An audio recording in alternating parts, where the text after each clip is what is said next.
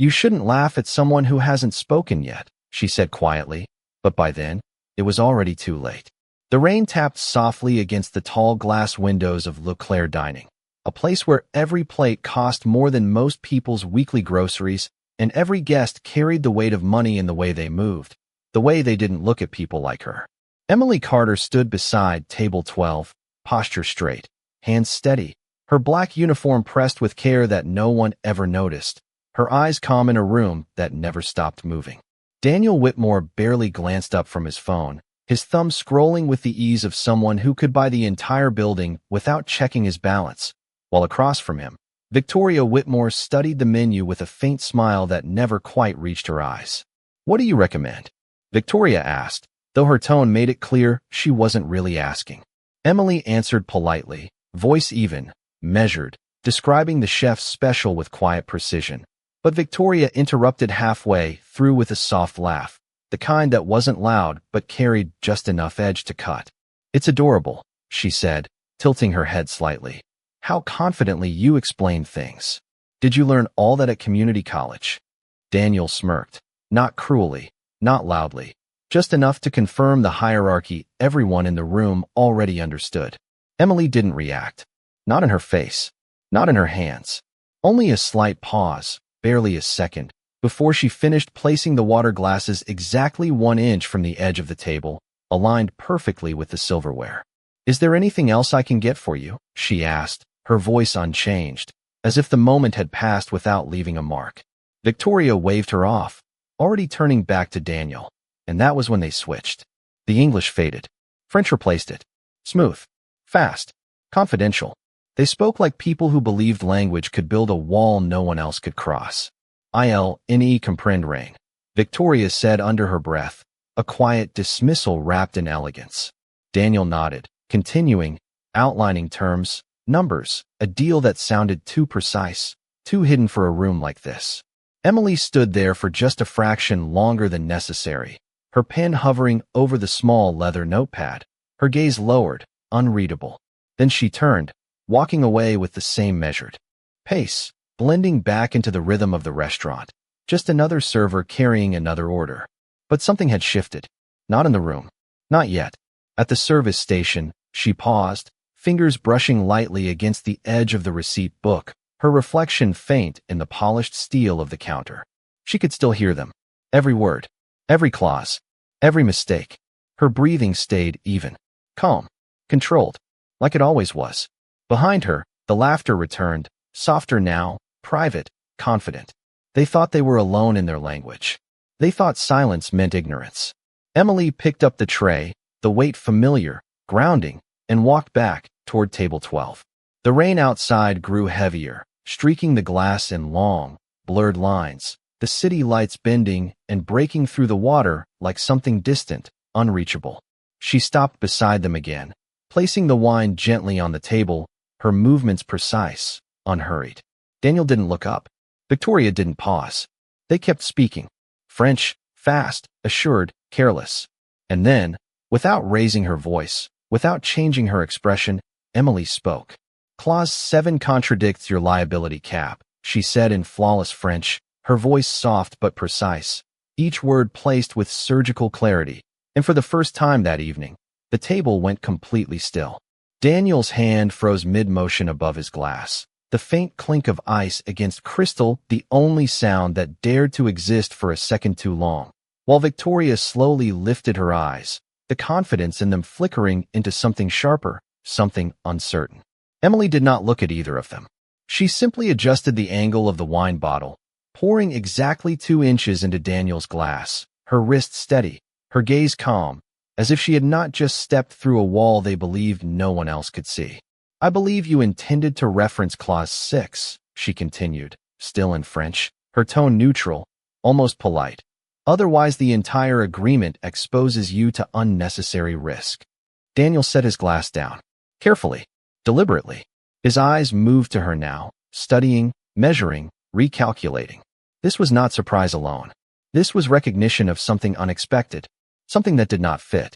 "You understand French," he said, switching back to English, but there was no humor in his voice now, no trace of the earlier dismissal. Emily placed the bottle back onto the tray. Yes, sir, she replied simply. Victoria leaned back slightly, her fingers tightening around the edge of her menu, her mind already racing to recover control of a moment that had slipped too far, too fast. That was quite an observation, she said, her tone smoother now, more careful, but the edge had not disappeared, it had only sharpened. For someone who serves tables, Emily met her gaze for the first time, not with defiance, not with pride, but with a quiet steadiness that did not need to prove anything. Sometimes details matter, she said, especially the ones people assume no one else will notice. The words landed softly, but they stayed. Daniel leaned back in his chair, his eyes never leaving her, the room around them beginning to move again. Conversations returning, silverware clinking, the illusion of normalcy rebuilding itself piece by piece. But at table 12, something had shifted permanently. Where did you learn that level of detail? He asked, his voice lower now, controlled, but no longer dismissive. Emily did not answer immediately. Instead, she reached for the small leather folder resting at the edge of the table, flipping it open with practiced ease, her fingers brushing over the receipt as if grounding herself in something familiar. Would you like another moment with the menu? She asked, redirecting the conversation with quiet professionalism. But Daniel did not let it go. That was not just language, he said. That was understanding. A brief pause, just enough to feel. Then Emily spoke, still calm, still measured. I studied for a while, she said, before life required something else. Victoria let out a small breath, almost a laugh, but it did not carry the same weight as before. It sounded thinner now, less certain. And you chose this instead? She asked. Emily closed the folder gently, aligning it perfectly with the edge of the table, her movements unhurried, intentional. Sometimes people do not choose, she replied. They adapt. Daniel watched her in silence, his mind moving through fragments, patterns, something just out of reach, something familiar in the way she structured her sentences, in the precision of her words, in the restraint she carried like it was second nature. He had heard something like this before. Not here, not like this, but somewhere. Emily lifted the tray again, her posture unchanged, her expression unreadable, already stepping back into the role they had assigned her at the beginning of the night. I will give you a few more minutes, she said quietly. Then she turned and walked away, leaving behind a table that no longer felt in control of anything at all. Daniel did not touch his glass again. The condensation slowly slid down the side, unnoticed, as his attention remained fixed on the direction Emily had disappeared, his mind replaying her words not for their content, but for their structure, the cadence, the precision, something about it refusing to settle into coincidence. Victoria broke the silence first, though her voice carried less certainty than before. It is not that rare, she said lightly, adjusting the cuff of her sleeve as if reclaiming control through small movements. Plenty of people learn a second language. Daniel did not respond immediately. His gaze drifted to the table, to the receipt folder she had aligned so perfectly, then back toward the service station where Emily now stood among the other staff, indistinguishable again to anyone who was not paying attention. That was not just language, he said quietly, almost to himself. Victoria followed his line of sight, her expression tightening for a fraction of a second before smoothing again. You are overthinking this, she replied. She overheard something, guessed, and made it sound convincing. But Daniel shook his head slightly. No, he said. She corrected the clause before I finished referencing it.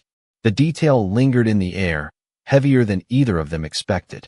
Across the room, Emily moved with the same steady rhythm, delivering plates, clearing glasses, her presence blending seamlessly into the choreography of the restaurant. But now there was a subtle shift in how the space responded to her. Not visible, not obvious, but real. Daniel leaned forward, resting his forearms lightly on the table, his fingers interlocking as if grounding a thought that refused to fully form. 3 years ago, he said slowly, we almost lost a deal in Paris. Victoria frowned slightly, searching her memory. There were many deals, she said. Be specific. Daniel's eyes narrowed just a touch, not in frustration, but in focus. The Montreal acquisition, he said. The translation error in the draft contract.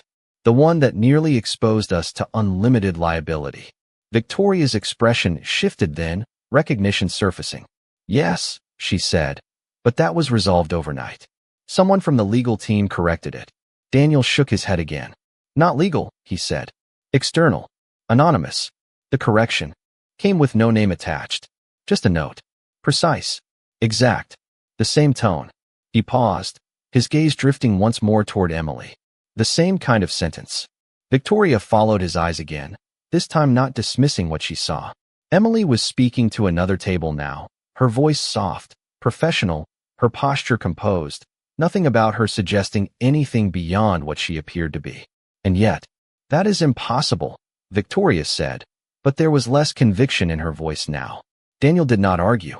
He simply watched. Watched the way Emily wrote down an order without hesitation. The way she adjusted a fork by less than half an inch. The way she listened more than she spoke. Patterns. Details.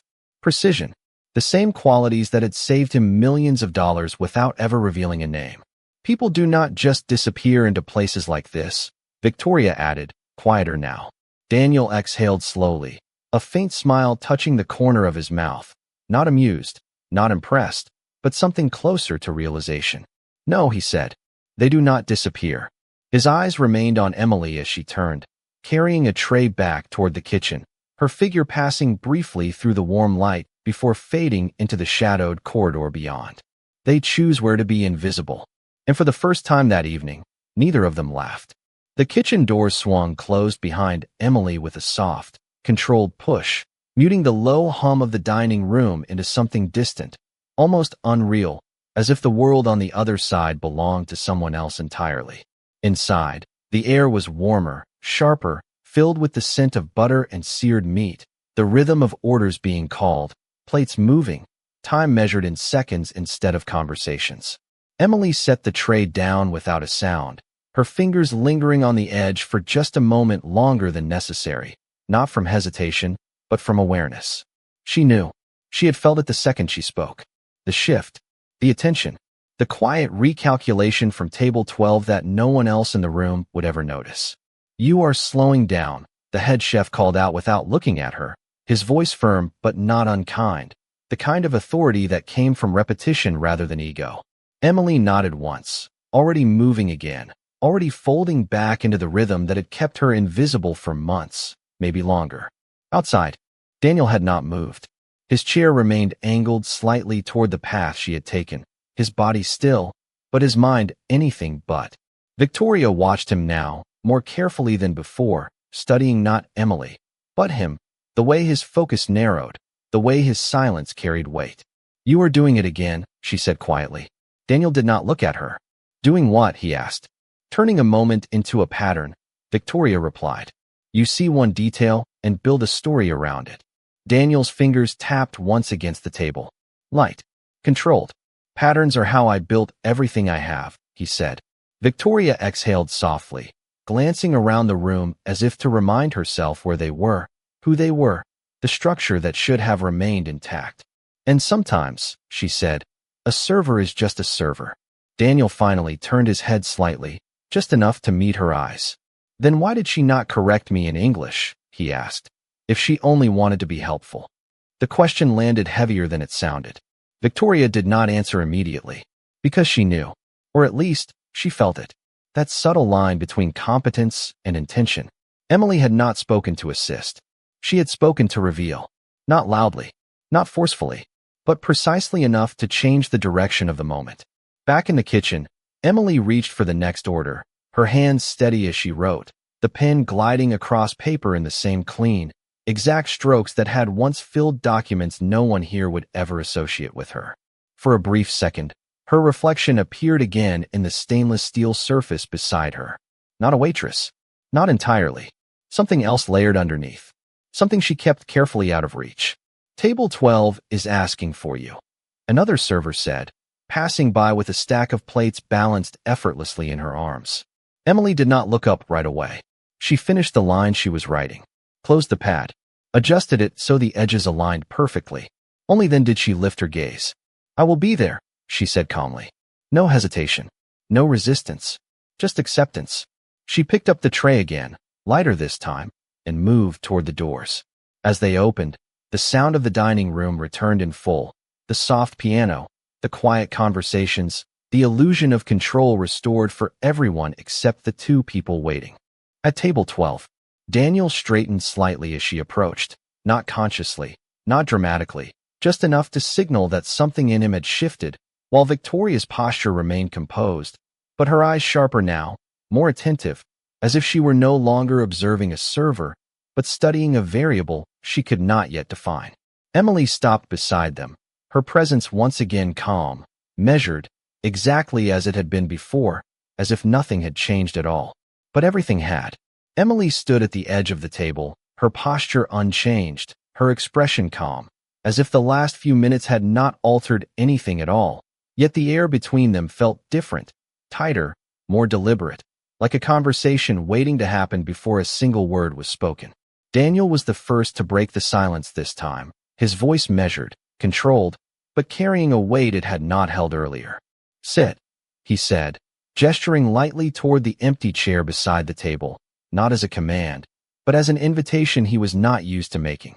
Emily did not move immediately. Her eyes flickered briefly to the chair, then back to him, her gaze steady, respectful, but not submissive. "I am working, sir," she replied quietly. Daniel nodded once, as if he had expected that answer, as if it confirmed something rather than denied him. "Then stand," he said, softer now, leaning forward slightly, his attention fully on her. "But do not pretend that what just happened was nothing." Victoria watched the exchange carefully, her fingers resting lightly against the table, her earlier confidence replaced with a more strategic stillness.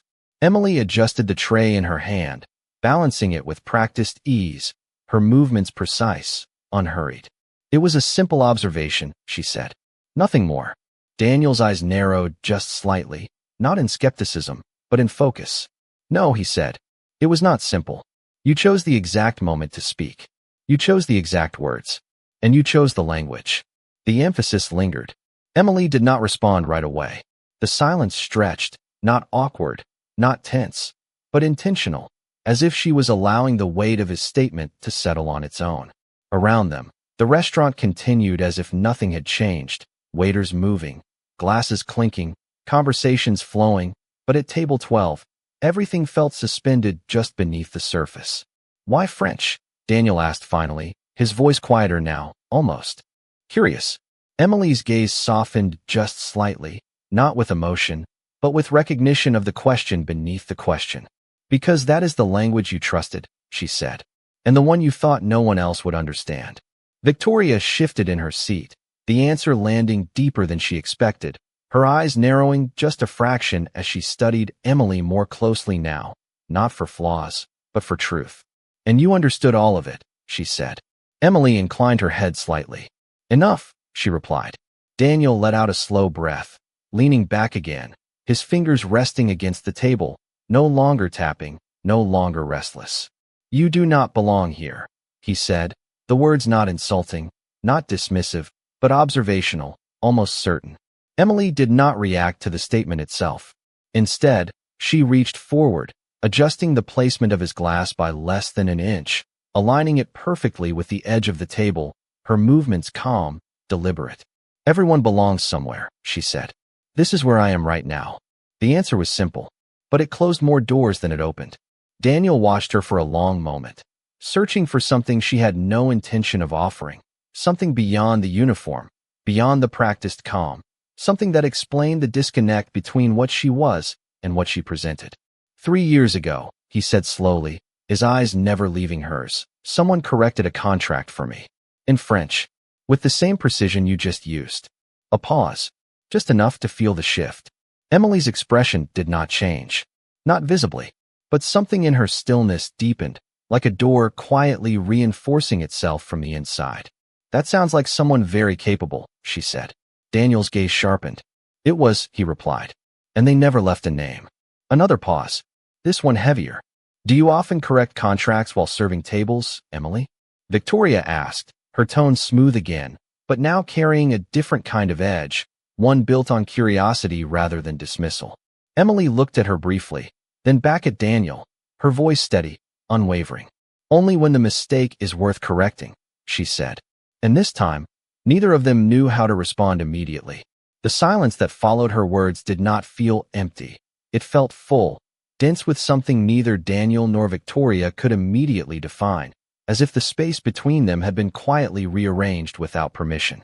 Daniel leaned back slowly, his eyes still locked on Emily, not with dominance, not with curiosity alone, but with something closer to respect, though he had not yet decided to call it that. "And what makes a mistake worth correcting?" he asked, his voice lower now, measured, careful, as if each word carried more intention than before. Emily did not answer right away.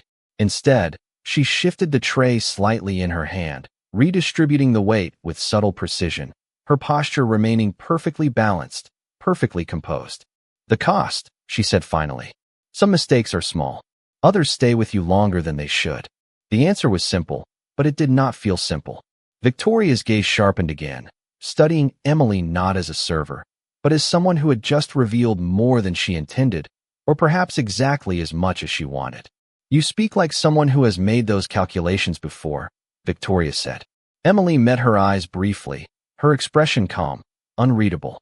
"Everyone makes calculations," she replied. "Not everyone notices when they are wrong." Daniel exhaled quietly, a faint shift in his posture signaling something internal settling into place. The fragments in his mind were no longer scattered. They were aligning. Not fully, not yet, but enough to change how he saw her standing there. "The correction I received," he said slowly, "came with a note. One sentence. No signature. Just a warning."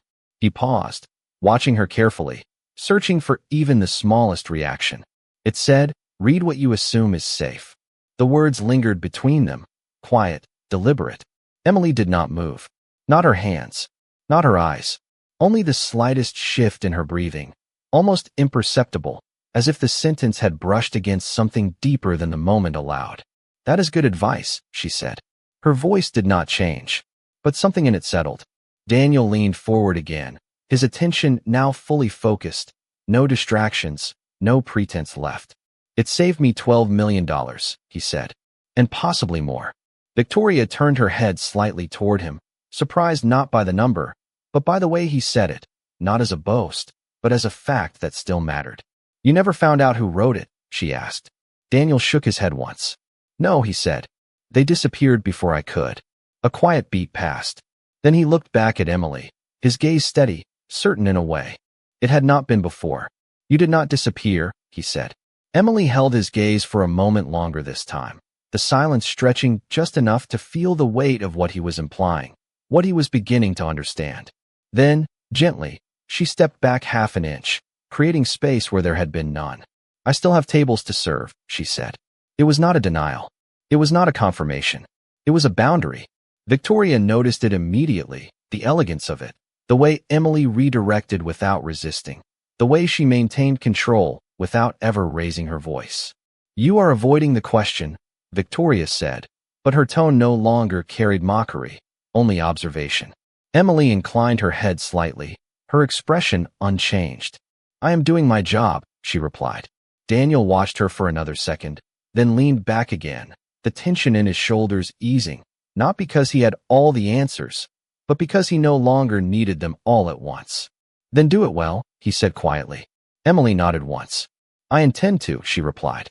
And with that, she turned, moving away from the table with the same calm, measured steps, leaving behind a conversation that had shifted far beyond where it began, and a realization that neither Daniel nor Victoria could ignore anymore, no matter how quietly it had arrived. Emily did not look back as she walked away, but she could feel it, the weight of their attention following her across the room, no longer dismissive, no longer careless, but focused, deliberate, aware. The rhythm of the restaurant continued around her, orders called, glasses refilled, quiet laughter drifting between tables, yet everything felt slightly sharper now, as if the air itself had shifted by a fraction no one else could measure. She stopped briefly at the service station, setting the tray down with controlled precision, her fingers resting lightly against the polished surface as her reflection flickered back at her, steady, composed, unchanged on the outside. Inside, nothing rushed, nothing panicked, only awareness. "You have table 7 waiting," another server said, passing by without slowing down, her voice casual, unaware of anything that had just unfolded. Emily nodded once, already reaching for the next order, her pen moving across the paper in clean, exact strokes, each letter aligned, each line measured, the same discipline she applied to everything she touched. Across the room, Daniel had not returned to his phone. It sat face down beside his plate, forgotten for the first time that evening, while his attention remained fixed on the quiet pattern Emily created as she moved from table to table, efficient, controlled, invisible to everyone except him. Victoria watched him more than she watched Emily now, her expression thoughtful, calculating in a different way than before. "You are convinced," she said quietly. Daniel did not deny it. "I am certain enough to pay attention," he replied. Victoria leaned back slightly, crossing one leg over the other, her posture elegant, composed, but her eyes sharper now, no longer dismissing what stood in front of them. "And what exactly do you think you are seeing?" she asked. Daniel's gaze did not waver. "Someone who chose not to be seen," he said. The answer lingered. Not dramatic, not exaggerated, just precise. Victoria followed his line of sight again, watching as Emily paused beside another table, listening carefully, nodding once, her movements fluid, professional, unremarkable to anyone who was not looking for something more. "People like that do not stay hidden forever," Victoria said. Daniel's expression softened just slightly, not with emotion, but with understanding. "They stay hidden until they decide not to," he replied. A quiet moment passed between them, the kind that did not need to be filled with words. Then Victoria spoke again, her tone lower now, more thoughtful. "And if you are right," she said, "what do you plan to do?" Daniel finally looked away from Emily, just long enough to meet Victoria's eyes, his answer forming not from impulse, but from the same instinct that had built everything he owned. "Nothing," he said. Victoria's brow lifted slightly, surprised. "Nothing," she repeated. Daniel nodded once. "Not yet," he clarified. "Because if she wanted to be found, she would not be here." The simplicity of the statement carried more weight than any action he could have taken. Across the room, Emily finished taking an order, her posture unchanged, her voice calm, her presence steady, but as she turned, her eyes lifted just slightly, not enough for anyone else to notice, just enough to meet Daniel's gaze from across the distance. It lasted less than a second. No expression, no acknowledgement, just awareness passing between two people who understood more than they were willing to say. Then she looked away, continuing her work as if nothing had happened, as if the moment had never existed at all. Daniel leaned back in his chair, a faint exhale leaving him, not frustration, not confusion, but something closer to acceptance. The room had not changed. The lights were the same. The conversations continued. But the illusion had shifted, and he knew it. The check arrived without announcement, placed gently at the edge of the table, aligned with the same quiet precision Emily had shown all evening, as if even the smallest detail deserved intention. Daniel glanced down at it, then back up, his eyes already searching for her before he even realized he was doing it. She was across the room again, speaking softly to another guest, her posture unchanged, her presence as controlled as ever, but now impossible to ignore. Victoria followed his gaze, her expression no longer skeptical, no longer dismissive, but thoughtful in a way that suggested she was beginning to understand the weight of what had unfolded. "You are not going to leave this alone," she said quietly. Daniel did not answer immediately. He reached for the pen resting beside the check, turning it once between his fingers, not writing yet, not moving forward, just holding the moment. "No," he said finally, "but I am also not going to force it." Victoria studied him, then glanced back toward Emily, her eyes narrowing slightly, as if reassessing everything she thought she understood about the evening. "You think she is testing you," she said. Daniel gave a small shake of his head. "No," he replied. "I think she already decided who I am." The words settled heavily between them. Across the room, Emily finished her conversation, her smile polite, her tone warm but measured, and as she turned, she began moving back toward table 12, her steps even, unhurried, as if she had always intended to return at this exact moment.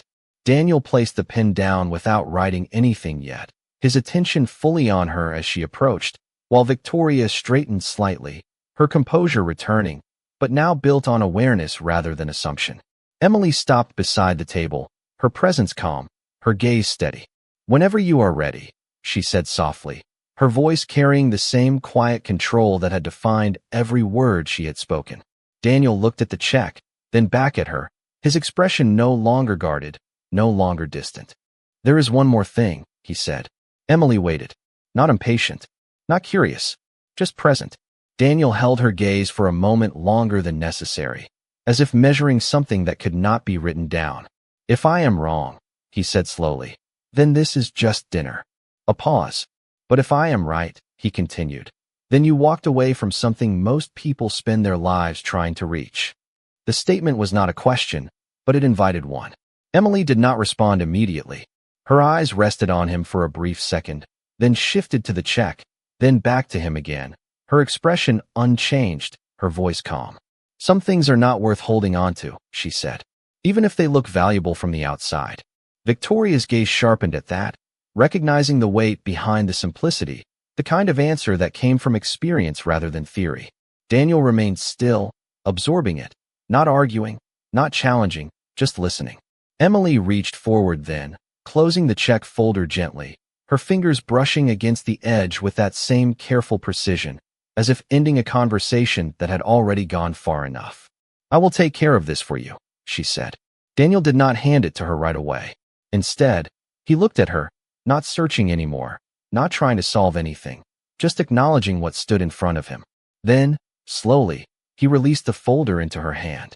"Thank you," he said. This time, the words were not automatic. Emily inclined her head slightly, accepting them without reaction, without emphasis, as if gratitude was simply another detail to be handled with care. Then she turned and walked away, leaving behind a table that no longer needed answers to understand what had just happened. The rain had softened by the time Daniel and Victoria stood to leave, the steady rhythm against the glass now quieter, almost distant, as if the storm itself had lost its urgency. Daniel adjusted his jacket slowly, not out of habit, but as if grounding himself in something familiar after a conversation that had shifted more than he expected. Victoria remained still for a moment longer, her eyes scanning the room one last time, not searching for flaws anymore, but for understanding, for context she had missed before. "You were right," she said quietly, not looking at him, her voice carrying a rare honesty that did not need to be emphasized. Daniel glanced at her, but did not respond. He did not need to. They both knew what she meant. Across the room, Emily moved as she always had, calm, precise, unnoticed by most, her presence blending back into the rhythm of the restaurant as if nothing had changed, as if the moment at table 12 had dissolved into the background like everything else that passed through those doors. But Daniel knew better. As they walked toward the exit, he slowed just slightly, his eyes finding her one last time, not to interrupt, not to question, but simply to acknowledge. She was speaking to another guest, her tone soft, her posture composed, and for a brief second, her eyes lifted again, meeting his across the distance. No smile, no signal, just awareness. Then she looked away, continuing her work as if he had never been there at all. Outside, the air felt cooler, cleaner, the city lights reflecting off the wet pavement in long, quiet streaks that stretched down the block. Daniel paused near the curb, his driver already stepping forward to open the door, but he did not move immediately. Victoria watched him, her expression thoughtful, no longer questioning his instincts, only observing them. "You are going to look for her," she said, not as a question, but as a certainty. Daniel considered it for a moment, his gaze drifting back toward the restaurant windows, where her silhouette moved faintly behind the glass, already distant again. Then he shook his head, just once, calm, certain. "No," he said. Victoria raised an eyebrow slightly. "No," she repeated. Daniel's voice remained steady. If she wanted to be found, she would not have stayed invisible this long. The answer settled between them, simple, final. Victoria nodded slowly, understanding more than she expected to, her earlier assumptions replaced with something quieter, something more grounded. "Then you will let it go," she said. Daniel allowed himself a small pause, his eyes lingering on the reflection of the restaurant lights in the wet street, the moment stretching just enough to hold meaning without needing explanation. "No," he said again, softer this time. "I will remember it." He stepped into the car then, the door closing with a muted sound that blended into the city noise, while the vehicle pulled away smoothly, leaving behind the glow of the restaurant and everything that had unfolded inside it.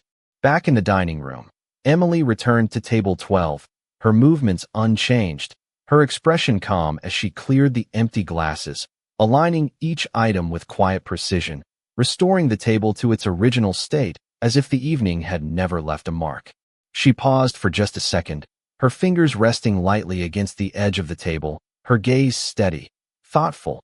Then she reached into her apron and placed a small folded receipt where the check had been. No name, no signature, just one line, written in clean, exact handwriting. Read what you assume is safe. Then she turned and walked away, her steps quiet, her presence fading once more into the rhythm of the room, leaving behind nothing but a message and a silence that said more than any words ever could.